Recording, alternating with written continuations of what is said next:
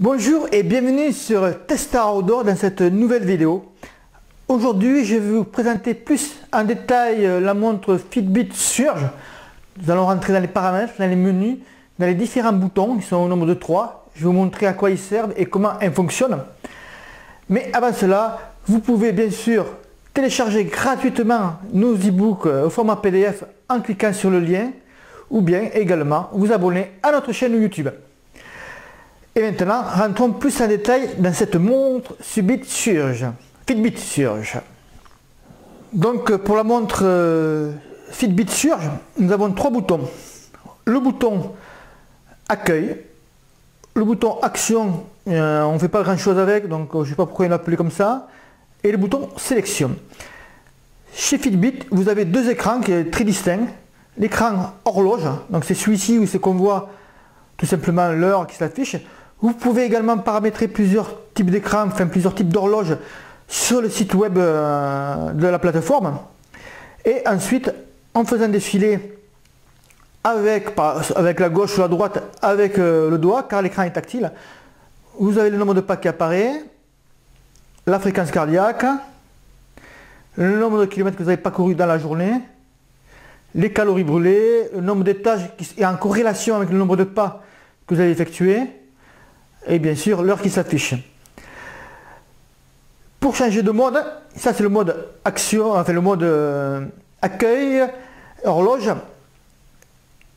En cliquant ici, vous avez accès au mode menu, et là vous allez retrouver plusieurs modes qui apparaissent, le mode entraînement, chronomètre, alarme, paramètres et course. On va commencer par le premier, course.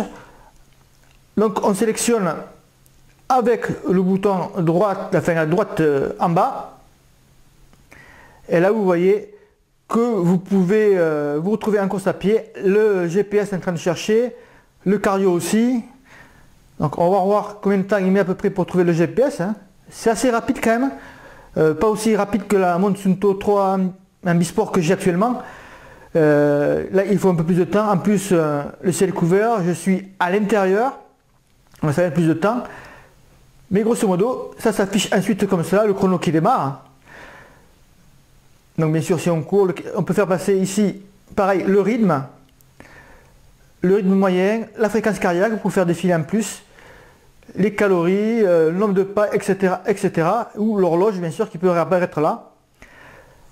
Le bouton action, là vous pouvez d'abord arrêter le chrono.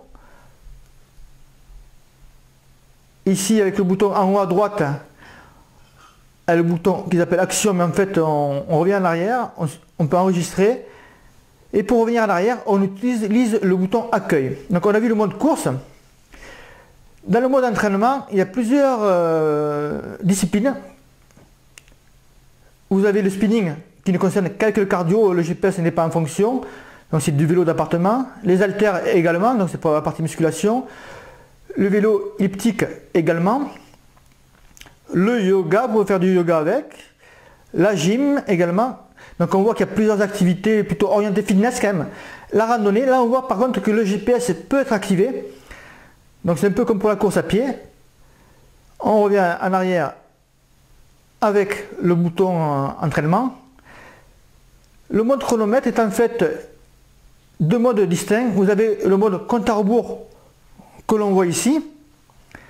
En haut on voit le petit bouton qui s'appelle paramètres. Donc là on peut régler le temps que l'on désire. Ça va mettre plus ou pas plus de temps ou pas pour le compte à rebours. Et en faisant défiler avec le doigt, on retrouve un chronomètre classique qui augmente au fil du temps. Donc 2 types de chronomètres vous avez. Le mode alarme est assez particulier, parce que là vous allez voir, ça va afficher le mot. Vous ne pouvez pas le régler directement avec la montre, vous devez passer par votre mobile ou par le web, par la plateforme web, pour régler l'alarme. Un peu bizarre, mais c'est comme ça. Et dans le mode paramètres, vous allez voir, c'est assez succinct, on n'est pas sur une montre très compliquée. Nous avons le rétroéclairage, le Bluetooth, la dernière version, vous pouvez mettre la montre à l'arrêt Et là par exemple vous éteignez la montre. Pour la rallumer, il suffira d'appuyer sur un bouton tout simplement.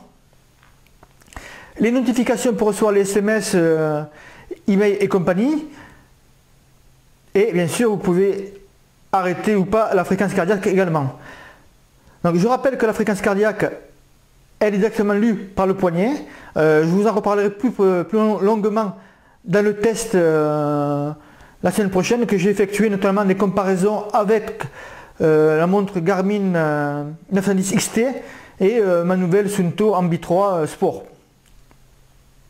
Voilà, nous avons fait le tour des différents onglets. Vous voyez qu'ils ne sont pas très nombreux, très faciles à prendre en main, il n'y a pas beaucoup de réglages à faire.